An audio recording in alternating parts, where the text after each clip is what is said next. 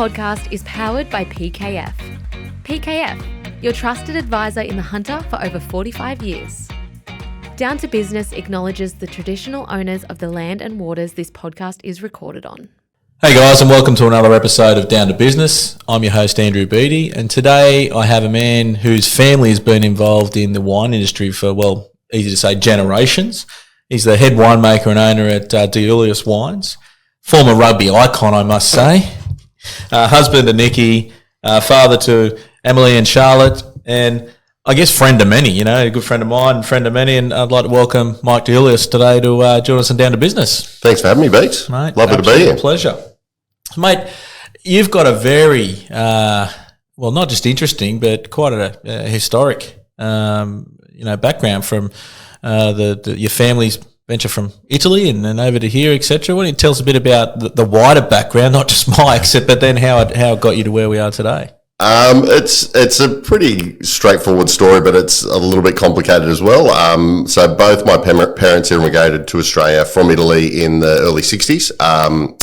Dad's family was from Abruzzo, so central Italy. He grew up a couple of hours east of Rome, up in the mountains of Abruzzo. Mum's family came out from Sardinia. They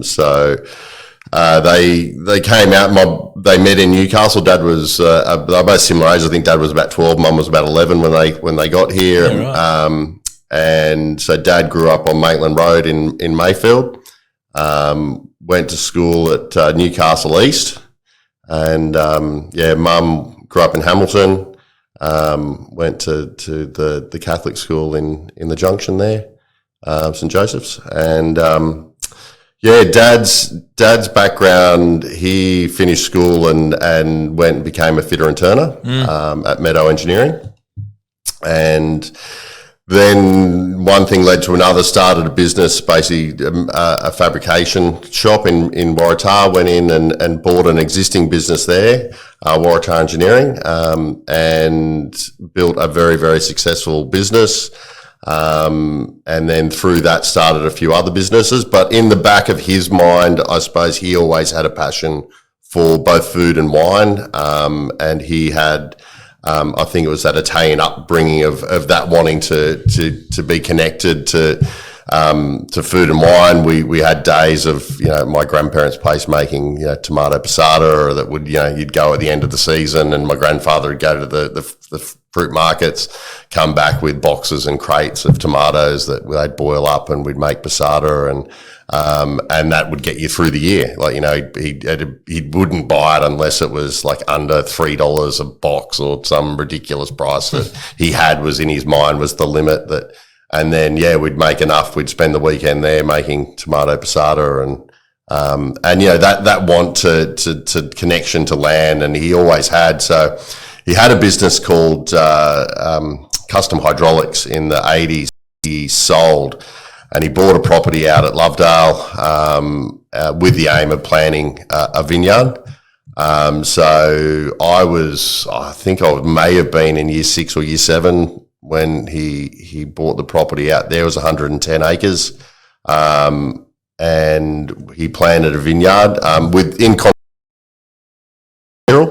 because he had no goals of starting a wine brand at this stage. It was just he wanted to farm something. Yep. And there was no point farming anything unless you had a market to sell it to. So he spoke to Bruce, and basically Bruce told him what they needed, which at that stage, late 80s, early 90s, was the start of the Chardonnay boom. So we planted 40 acres of vineyard, 17 of which was Chardonnay. The rest was made up with some Semillon and Verdelho and a bit of Shiraz. It was predominantly Chardonnay because that was what Tyrrell's needed. We were growers for Tyrrell's for a number of years. He was still involved in the engineering background and the engineering game, and still quite heavily involved in the mining sector and mining support industry, repair and overhaul, hire equipment. So I might just interject, especially for those, maybe not as old as us, not that we're old, mate, but, but also not from the region.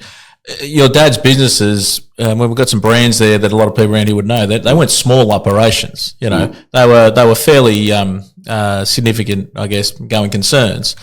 So to then take the attention away or have that insight to do, something. That's it. Yeah, Dad's I'm sure it'll come up. His success in business and what he's done is quite outstanding and quite successful, and I've learned a lot of lessons through what he does. But yeah, he's got a long-term accountant / advisor that he's had for a long time, and he still calls the Vineyard Dad's Formula One team because he looks at it like a bit of a Formula One team, and sometimes I've got not sometimes, but a lot of the time, I look at it, it's my primary income, it's my primary business. I look at it very much as the dollars and cents and profitability, and he looks at it like his Formula One team. So he will just spend on it. But yeah, his business side, I think, I couldn't tell you exactly, but close probably to 300 employees Australia-wide when he got out of what he was doing. I did spend a few brief stints involved in that side. Can't imagine that. Yeah, I spent university. So when I finished school in Newcastle, so I went to school here in Newcastle. Basically, all I wanted to do when I finished school was to leave Newcastle and get out. So I went to Sydney and enrolled in a science degree at Macquarie. But I would come back every summer holidays and work in the shop out at Cardiff, the big factory out there. Would spend all the summer holidays up to my elbows in the Kero bath degreasing equipment as it came in from the mines. And that, I don't know whether he did it on purpose just to make sure I didn't want to work, but it was like in summer, working elbow deep in a Kero bath was not a good, this is what you want to do for the rest of your life. It was a good... But I think I bit the same. My dad, not to the same scale. My dad's made a mechanic and ended up paying me to stay away in the end. But he did bring me in to teach me what he didn't want us to do. Yeah. I think so he's probably served you very well there, but also taught you the value of time and money too. Oh, look, yeah, I actually loved it. And I loved going in the shop there. There would have been 80 blokes in that shop that all at one stage or other would come up to me and go, "Are you really the boss's son? And why are you here?" And I'm like, "Well, this is the job that I've got." No, because I'd come home from uni, and it was a short period of time that you couldn't really go out and get a legitimate job. So to go and work for the old boy was a good way to earn some cash before going back to uni again to study. But yeah, look, I should actually ask him one day whether his goal was to see whether it was a sink or swim. Like, do you want to be involved in this or not? And you start at the bottom and you work your way up if you do, I think, in any business. I decided pretty quick that wasn't the path I wanted, although I'd always, when I left school, my plan was to try and get into medicine. And that was, but I didn't have the marks straight out of school. I can't imagine that even more than the... I know. I still look at it now and I'm like, oh. And I enrolled in a science degree at Macquarie, majored in molecular biology and biochemistry, and then was going to try and get into the medical degree, some kind of medical field. So I studied anatomy and histology at Sydney Uni, and then just kind of started speaking. So started going down the path and went,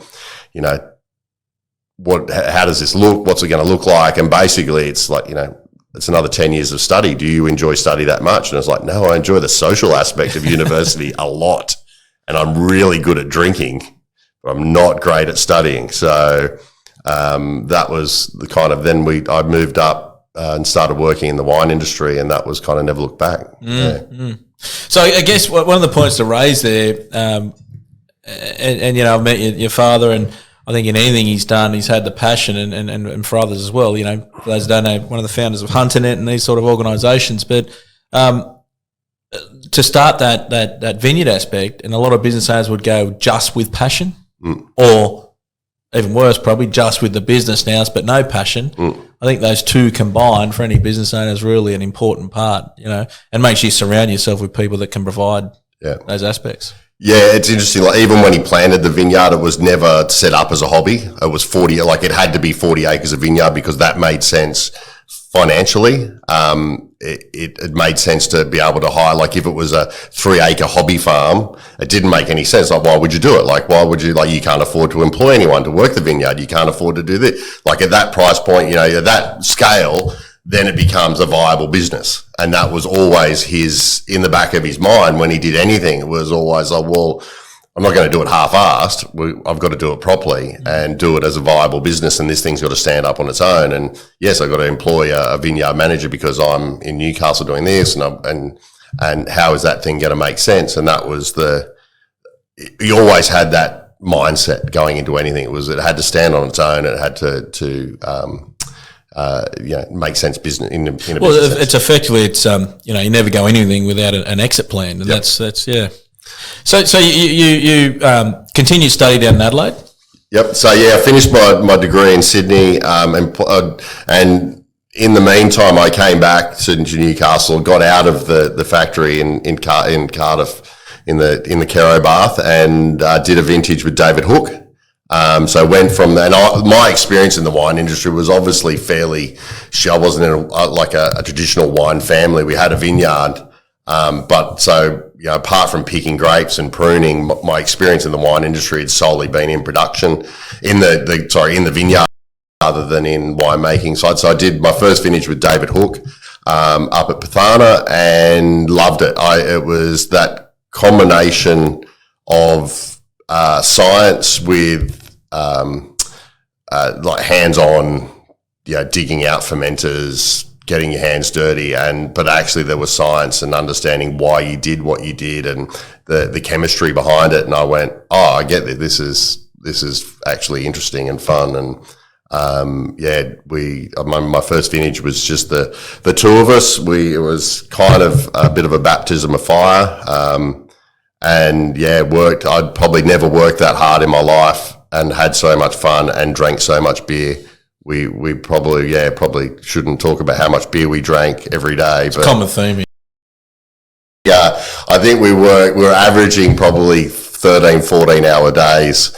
I lost about 15 kilos that vintage and drank about 12 to 18 beers a day whilst at work, which was great fun, and I'd still look very fondly. So I applied to do winemaking. Moved down to Adelaide. So at that stage, and still pretty similar now, the two main educational routes for winemaking in Australia is the University of Adelaide and Charles Sturt University in Wagga, and they're the two main streams. So you have to pick one or the other. I chose Adelaide for probably two main reasons. Adelaide, for want or not, is the centre of the wine universe in Australia, and I think it was important for me to go there just to immerse myself in the industry. You don't get that immersion in Wagga, although the qualifications, now as an employer, I don't look favourably on one or the other. I think the degrees are the same, but the immersion in the industry itself down there, I think, was quite an important part of me to actually to develop some contacts, to spend some time in Adelaide, to spend time in the Barossa, McLaren Vale, Adelaide Hills, understand the region there, was in my mind quite essential to what I want to do. The other big reason was that Adelaide offered a postgraduate degree, whereas if I went to Charles Sturt, it was basically start again. It was obviously with getting credits for certain things, but it was doing another undergraduate degree. So. But I guess on that aspect, I think it's a really key point, and especially when people are hiring others or maybe going into partnerships and that sort of thing, you can be the academic, but can you talk to people? Can you actually apply what you've learned? Can you, can you, as you said, be immersed in things? Like, have you got that experience or exposure? And I think that combined, the other thing you said with doing your first vintage, and even from the business side with your old man, it's like having contacts or mentors or counsel, whatever, around you. Yeah. So really you can apply, make mistakes, make successes, learn, and get advice. Yeah. Oh, look, and that's going to business learnings, that's, as anyone in business knows, it's the people are your business, and finding the right people that you can work with is absolute paramount. And qualifications are qualifications, but if you can't, someone can have the greatest degrees and everything in the world, but if you can't work with them or you can't talk to them, then you may as well not put them on. But if you find someone that you get along well with, and that's my sort of hiring philosophy with any staff is basically you want to be able to get a particularly small business, because it is, you are like, you'd sometimes, you spend more time with your staff than you do your own family. And if you can't get along and have a good time, they're long days. Yeah, so people fit's very important. Yeah, 100%, yeah. So from Adelaide, yeah? Yes, from Adelaide, I came back, I worked, so winemaking is a very a skill that can take you across the world, like to follow a harvest. So it's a very common practice for anyone to come out of a winemaking degree and basically follow the summer. They'll often start here, somewhere like here in the Hunter, which we have an early vintage, so our harvest is quite early. They'll work through that. They'll often move then either somewhere cooler like Tassie or New Zealand, do a harvest there, and then move to Europe for their summer over there, and then do Burgundy or Italy or wherever they want to go, or Eastern Europe, wherever the work is. So I kind of did, obviously, having our vineyard. I worked with Hookie for a couple of years, for 4 years, and in that time I did vintages also in Victoria, Central Victoria.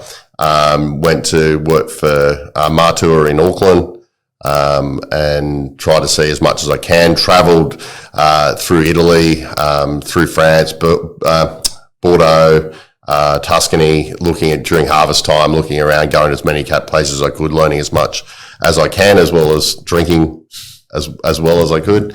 But yeah, the decision was made probably when I got back from Adelaide that we wanted to start the brand, and we developed the label and developed a business plan. When I say we, it was very much Dad driving. I was 20 when I finished my 22 when I came out of uni. Yeah, sure. And then I had no idea, and I still don't think I've got much of an idea, but it was very much Dad driving the show. This is what we're going to do, and we're going to do this. And I worked with Hookie for a number of years. We made our wine, we made Hookie's wine, we made wine. He also made wine for 6 or 7 other contract clients that he had, so we did that there.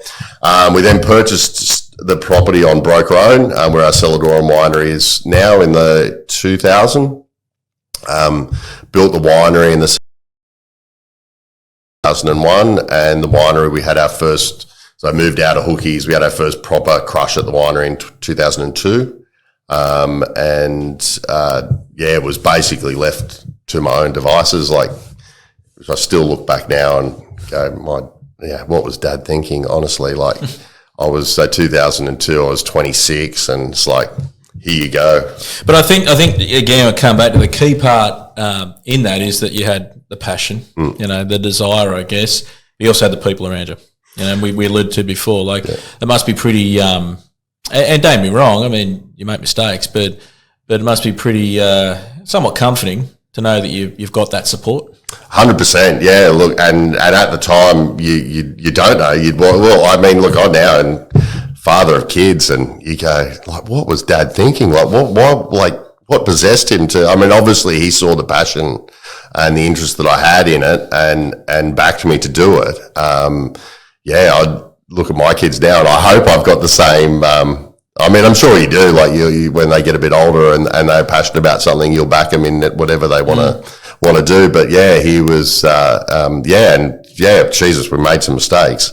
And when running straight from that into opening up the winery in the Celador, we started the business plan we had when we started is so far from where we are now, and it's business plans are a living document. They are a movable target of where you want to be and where you see yourself, and we are so different now from where we want to. Well, and I guess you learn, as you said, you had the passion, you had desire, and then it's becoming, I want to make the best wine. But when you're putting food on the table, it's got to be, I want to make the best wine, but I want to make money out of it as well. And sometimes they can be quite opposed. Yeah. And it did not start out or make the best wine. We started out a business with a plan of how big we wanted to be and where we needed to be profitable. And we need to sell 100,000 cases of wine into these markets, and there was never a quality discussion. Like, it was always like, yeah, the wine will be good. Of course it'll be good. But, you know, and then I spent so much time trying to sell wine and so little time in the winery that the quality wasn't great, because I was so focused on trying to achieve a goal of sales that the quality suffered because of it, because you've got to be at the wine. You've got to be, if you're the winemaker, you've got to be there making the wine, or you've got to have someone there that's good enough to do it. And at that stage, I didn't have the skills to be able to put someone in there that was good enough.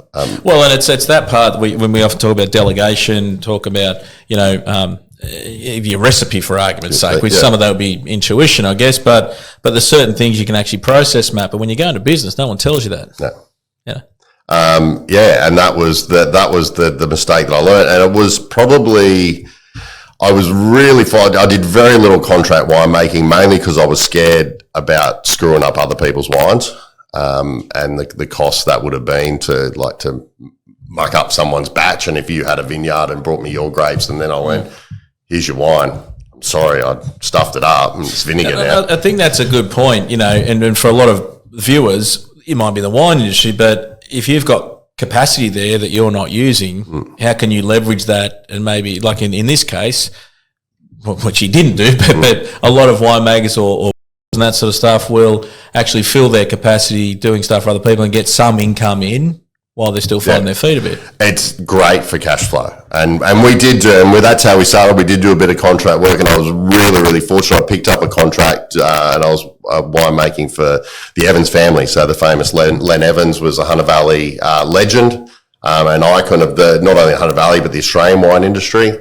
And Mr. Evans, he kind of took me a little bit under his wing, and he had his own. He's obviously started Rothbury, started Tower Estate. He was an icon of the wine industry, and he had a little plot of grapes, and I don't know why, but kind of gave me here, make my wine for me, and so I was very fortunate and had a really interesting relationship, and he kind of opened my eyes to the world of fine wine, very different world to commodity wine. Yeah. And he started this thing called the Len Evans tutorial in the Hunter in 2001, and it is now probably regarded as the most prestigious wine school in the world. You come there, there's applications. It's now 100% Australian. Back when I did it, it wasn't, but it's now 100% Australian. There's the scholars, the people that get to do it. It got started, and it's 12 people are selected, and you basically spend a week with the icons of the Australian wine industry, and you learn how to be a wine judge, you learn how to critically assess wine, you learn about, and basically his theory was you can't compare yourself to the best unless you've tried the best. So it is the best wines in the world, and you sit there and you spend a week tasting them, and I was really fortunate. I think mainly because I was making wines for Mr. Evans, I got selected. I was the third intake in 2004 and have been involved in the tutorial since then. Very fortunately, it's held in the Hunter every year. So it's now people come from Australia all over, descend on the Hunter for a week, and try the best wines in the world, which are becoming harder and harder to source. But I was really, when I did it, I knew jack shit about really good wine, and I don't know, he obviously saw something in me and went, you should do this, and I applied, I got in, and I basically came out of that and had a completely different direction of what I wanted to achieve in the wine industry. I came out of that course, came out of that, and I said, 2005, going into that vintage, I'm not going to go out on the road and sell wine anymore. I'm going to focus all my attention and make the best wine that I can. And eventually, if I make the wine we're going to stop buying all these outside, I'm going to focus on our vineyard, I'm going to focus on what we're doing there, and I'm just going to make the best wine I can. And if it's really good, people will knock on the door and want to buy. But I think you've covered off on a lot of interesting points there. Probably don't realise you have, but I love what you said where you lost your focus. I mean, what is your main strength that no one else can do? And that's winemaking. And I think too many business owners they go into business and they're wearing so many hats, but their key, I guess, ingredient, they take the attention away. So I think that's the first thing. And then those other things like the sales, I mean, you can insource that, you can hire for that. Too many people get scared, and I'm not saying be flippant here, but get scared that's another cost. The reality is, what's the cost of not doing the other part right? So I think you're absolutely nailed that. And the other thing I think is really important, what you said about, commodity wine versus fine wine is extremely different. How many business owners, market they're in? And I see, okay, take pharmacy, you've got service providers and you've got deep discounters. Yet you got the small guys that try and do both, and it doesn't work because your cost model's wrong. The final thing I think you grab there, you can't be the best if you don't compare yourself the best. Love that, because so many people worry about their competitors but wouldn't know because, again, that's a cost, or I don't want to show a weakness or whatever, but you've got to, if you're going to compare to something, you want to know what you're comparing against. 100%. And that's like being, I'm really fortunate, I'm in the Hunter. We are, and we touched on this previously, we're one of the production of wine in this country. But we make so much noise. And when people talk about brand recognition and regional, when it comes to wine, and you say, regional recognition of the wine industry in Australia, the Hunter is in the top one or two regions that people think about when they think wine in Australia, which is pretty incredible, considering that we don't actually produce a huge volume of wine out of the Hunter Valley. But we're a small region, and it's that small region that's full of family businesses. It's a very collegiate region. And being in Adelaide and talking to winemakers in other regions, there aren't as many regions in this country that are as collegiate as what the Hunter is. And that's nearly that view that, if we all win, or together we win, we're going to win individually. 100%. And the wine industry is an interesting beast as a whole, because a lot of people, like my dad, come to the wine industry from different backgrounds, and very, very successful people come to the wine industry across different backgrounds. And being able to let go of ego and personal interest and embrace the region and what's good for the region is sometimes very difficult for people to be able to say, I don't really care if my brand's not at the tasting or is not, but as long as there's someone from the Hunter there representing what we do, I think it's really important, because we need to be, as a region, if what's good for me, hopefully is going to be good for what's down the street. And if Andrew Thomas is out there doing something, or if Bruce Tyrrell is out there doing something, I think it speaks volume. They do put region before brand. Yeah, good stuff. Yeah, and that's, we're very fortunate. We're next door to Tyrrell's. We sold great to Tyrrell's for a number of years. They are a wonderful, wonderful family and great ambassadors for our region and what we do. And looking at the best, and you can't have a conversation about the best wine in the Hunter Valley without, mentioning Tyrrell's, mentioning Brokenwood and those guys, looking at them and me as a 20-something-year-old winemaker, and I'm going, well, right, I want to make the best Semillon, the best Shiraz in the Hunter Valley, and being able to go next door and talk to Bruce or talk to the winemakers there and say, what are you guys doing? Yeah. How do you do that?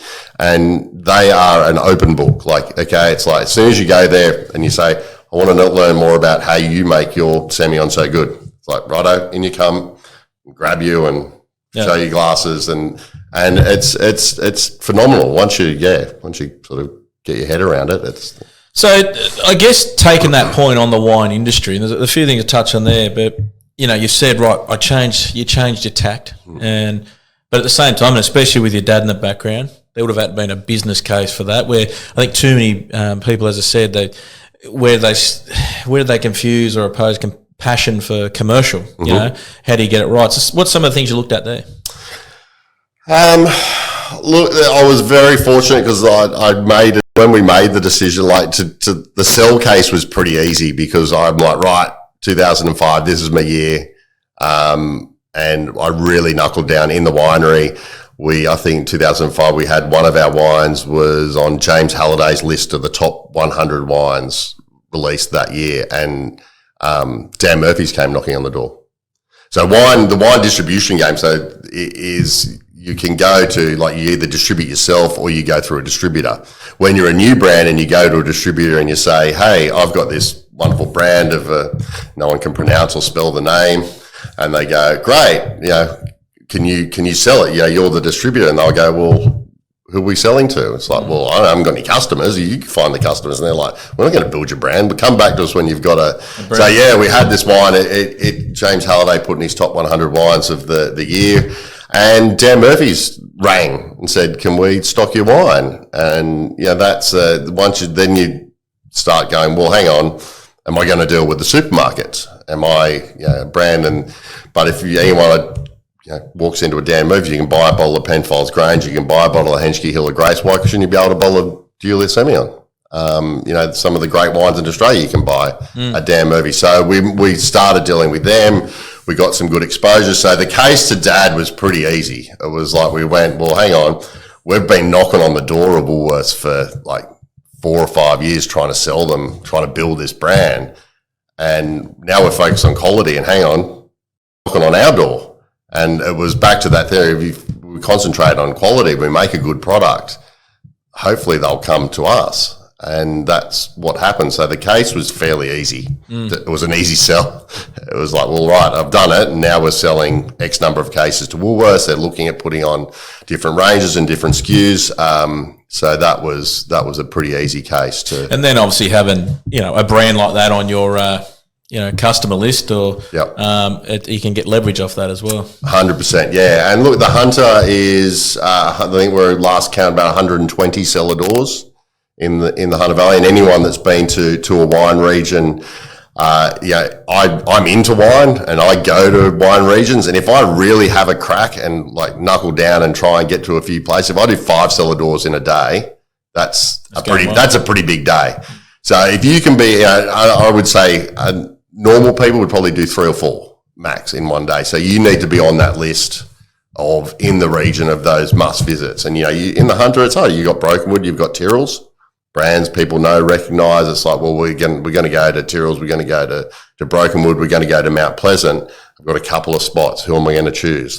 So if you've had a Iuliis wine or you've seen it at a restaurant or a bottle shop, that's and we now our direct to consumer sales account for about 65% of what we do.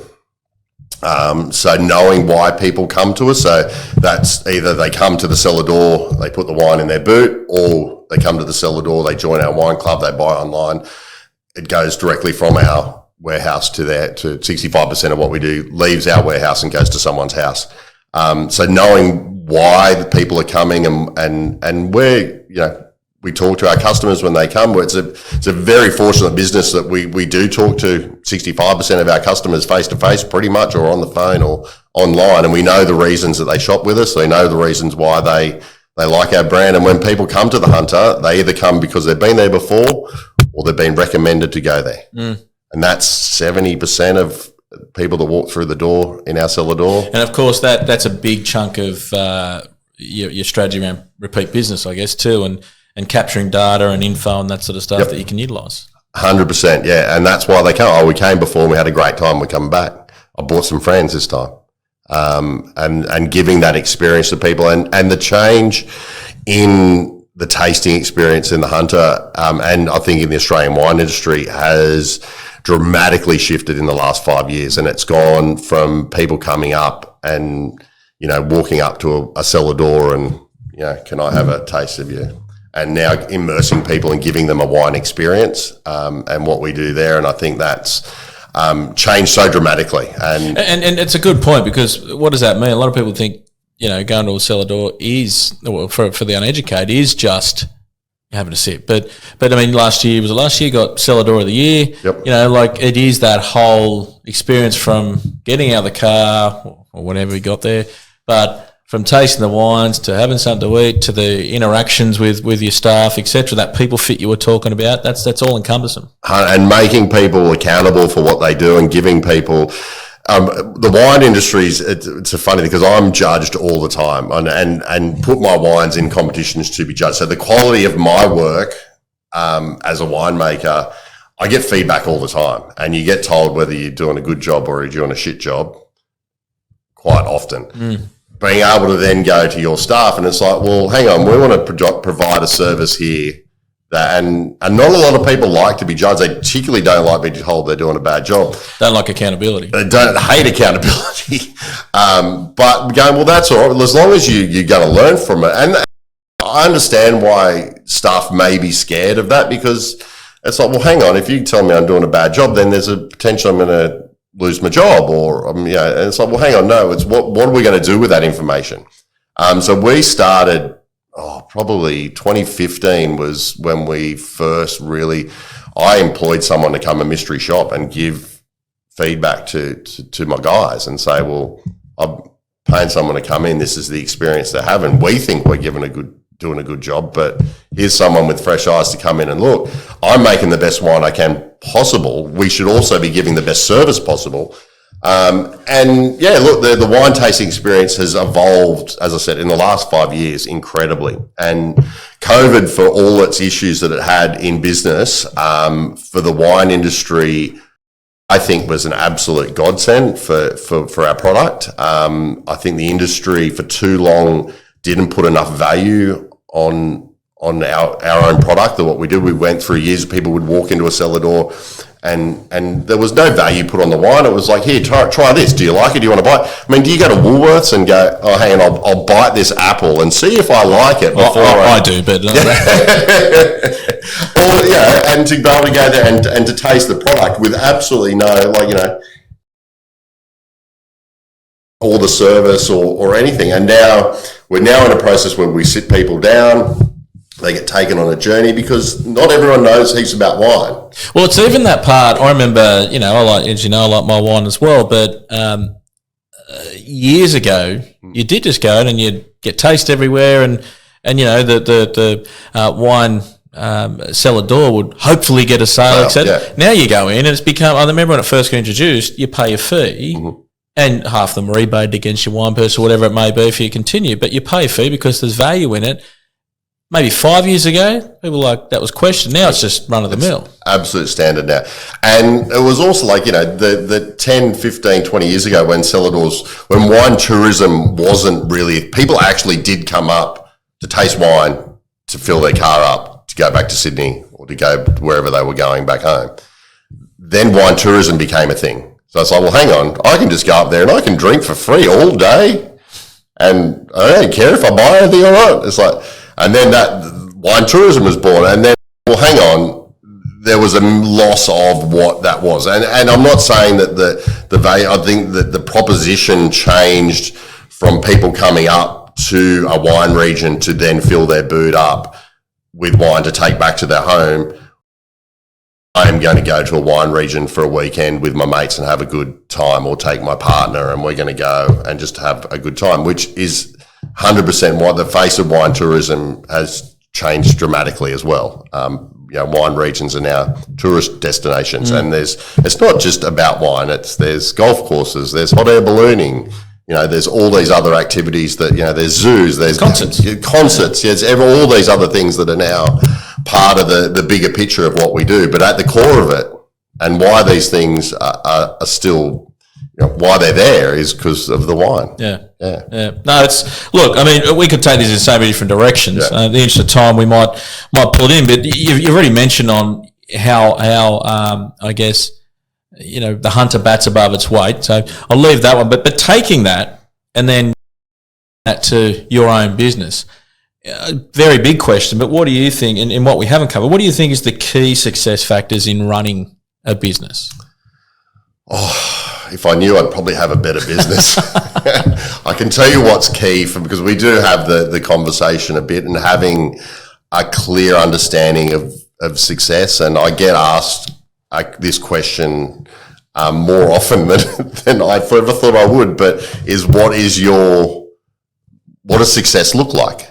And that's very different to different people. And what success looks like for me and my business is very different for what success looks like for, say, the shareholders of Treasury Wines, or Tyrrell's family, or whoever it is. And what success is for my business, as I said, it's a sustainable. You talk about profitability of your business. Look, that's probably a little bit of a cop out as an answer because. Yes, of course, you want a profitable business, but you also want a business that generates cash and that type of thing because you can be profitable and not have a lot of cash. But there's also some other factors I think that are probably as important for what we do and environmentally. We're obviously at the end of the day we're farmers. We have a very small in terms of the wine industry, but we have a relatively reasonable land holding in the Hunter Valley. We farm and produce off about 100 acres of vineyard that I am both Dad and I are pretty passionate about the environmental factors and the environmental impact that we have as a business. And those type of factors are important for us now, probably even more so with kids and looking at what they want to do and whether they want to get involved in wine or not. I don't know. But if I'd hand a vineyard over to anyone, I at least want to think that the state of that land is better than what I originally took it over in. And we put a lot of money and research and stuff into trying to hand that, that sustainable farming thing across to next generation and what we do. So that's a big thing for us. But the measure of success is very, very different. And I do spend a lot of time thinking about it. Probably more now as I'm pushing closer to 50 than 30, but it's what we want to do, where we see success. I still at the end of the day love dragon hoses. I think that's my thing that I love to do and looking at success of the business. I love vintage as much as I hate it. So vintage is the time of year we pick grapes. We are at the mercy of the elements. The Hunter I don't think it is a more challenging place than anywhere else to grow. Like growing any crop, whether it's grapes, canola, wheat, whatever it is a challenge. Like if it was easy. Well, especially with, whether you're a full greenie or not, etc. But you still got to admit there's a changing environment. So your practices now be very different to what they were when you started out. Yeah, and we are all these agricultural businesses are at the mercy of the weather and believe or not, the climate there is change in what's going on and what we're seeing with harvest. And when we look every year, we're faced with new challenges and more extreme weather events and how we run our business. And when you try and forecast a business, and that's one of the big things when you're relying on agricultural products and you're going, well, right, this is what we think is going to happen. This is what we want to do with our business. And then you have a flood or a drought or a fire. And then it's like, shit, we're going to change what we're doing. But I think that's good that you recognise that because too many business owners don't. I mean, you're talking about the weather, definitely something you can't control, but in every business there's things you can and can't control. And, we get stuck often, like at the moment, interest rates. Well, I don't know about you, but I'm not going to change them. So we need to focus on what we can, how we mitigate. So I think it's good that you recognise that and you're agile enough to do so. Yeah. And look, it's interest rates, all those kind of things that are out of your control. You can't spend your nights sitting in bed worrying about what interest rates are going to do. It's like, well, I probably do spend a bit of time laying in bed at night awake going, how am I going to adapt my business to, because the Hunters are changing environment now. People have got high repayments back to the bank. They're not coming up to the Hunter. They're not spending, they're not spending as much when they do. They're going out to dinner. They're buying a glass of wine, not a bottle of wine. All that stuff affects my business. So it's like, well, what can I do to make sure all our costs, same as every business, costs are ridiculous, and trying to keep that under control and still provide a value product that is more price point is more difficult now for anyone than it's ever been. Because the price of everything's going through the roof and manufacturing, it's expensive. It's interesting. It's very interesting times. Mate, go to a bit of reflection. What do you reckon your biggest mistake and or lesson has been? Just one. I've stuffed up a few. I mean, wine, when you make a mistake in wine, it's pretty tangible. Like you're tipping it down the drain and you're going, shit, I really shouldn't have done that. Not a lot. I make a lot less mistakes now in winemaking than I probably did 25 years ago. But yeah, probably my biggest mistakes have been in wine making rather than business. I can't really think of a business. Made lots of mistakes, but yeah, that's part of whether they're mistakes or just learning tools of how to get to the next level or what it is. I can't really think of. Yeah. Well, it's putting that. I think it's, and we probably alluded to that earlier in the chat around having the right people around you or systems, whatever it may be. But it affords you the ability to take some risks, make some mistakes, knowing that the world's not going to stop tomorrow. Yep. That gives a bit of help as well, and having that approach that, as you just said, that mistakes are lessons. Where some people really get down themselves with that. Even that being able to recognise you've made a mistake, because in the winery, like if you make a mistake and it's vinegar, you can't not recognise that the fact that it's bloody vinegar and no one's going to drink it. If you then compound that mistake by going, no, it's not vinegar, it's fine, and then take it to market and then you give it to you and you're going, well, mate, this is bloody vinegar. And no, it's fine. And you can, you'll ruin your business. Yeah, brand damage. Yeah. All right. Another one, best advice ever received. Neglectful parenting makes for independent children. I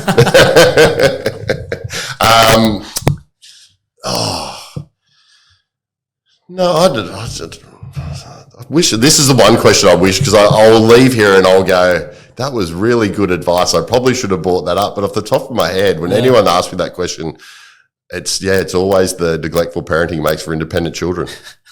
Might have to add that in the show notes later. But, and I think from just listening to your story and knowing a bit about it, I think for me, maybe not the advice just one that you received, but having what may have seemed a bit unstructured, but from an outside it looks very structured in tutelage and succession and experience and that sort of stuff, and getting advice along the way. Yeah, look, it's and as it now it's trying to, as I get a bit older, trying to also pay it forward a bit as well is a big part of what whether that be in training, giving up time, also associations. And that's probably one thing we touched on that you mentioned really early on, that Dad was one of the founders of HunterNet. And I was quite heavily involved in the Hunter Valley Wine Association for a number of years, and then had kids, and it all, business was business. And I probably look at that now and go, that's probably where I need to focus a little bit more time, is giving back a little bit to the community and the Wine and Tourism Association. I mean, the Hunter is an important part of building that brand Hunter Valley and giving back to, association and all those, they're across every industry. And I think that's one thing, I think everyone can do a little bit better with it's nearly like the old national service, isn't it? You give a bit of time and it'll come back for you. So 100%.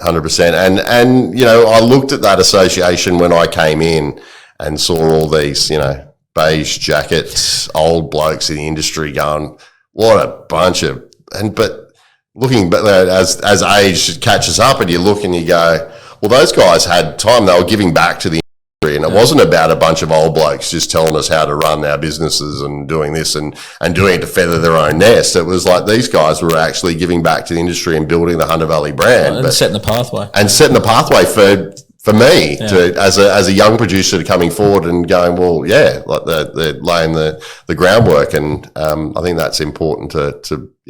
Mate, I love it. I know we could talk about this all day. I've got no idea about the wine compared to you, but I'm a taster. I do apologise that I did not bring a bottle of wine for us because I know Brian and Colin Brian McGuigan and Colin Petersons would have turned up with a bottle of red. Well, they didn't just turn up one; they kept going. But bit of a wrap.